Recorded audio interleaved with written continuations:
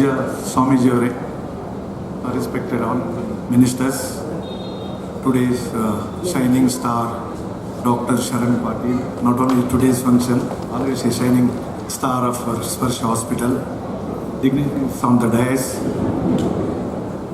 guests and friends. Really ಅಲ್ಲಿ ಹೋದರೆ ಹಾಸ್ಪಿಟ್ಲಿಗೆ ಹೋಗಿದ್ದೀವಿ ಅಂತ ಅನ್ನಿಸ್ತಾ ಇಲ್ಲ. It is really A community in the sense. Doctor Sharan Patil ಕಡೆ ಹೋದರೆ ನಾವೆಲ್ಲ ಒಂದೇ ಬ್ಯಾಕ್ಗ್ರೌಂಡ್, ಒಂದೇ ಹಿನ್ನೆಲೆಯಿಂದ ಬಂದಿದ್ದರಿಂದ ಜಗತ್ತಿನ ಎಲ್ಲ ವಿಷಯಗಳನ್ನು ಮಾತನಾಡಿ ಆಮೇಲೆ ನಮ್ಮ ಪ್ರಾಬ್ಲಮಿಗೆ ನಾವು ಬರ್ತೀವಿ.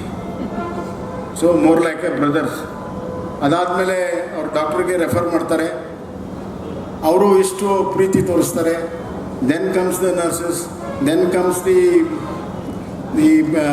physiotherapist. So everyone, I find that there is so much of love, affection.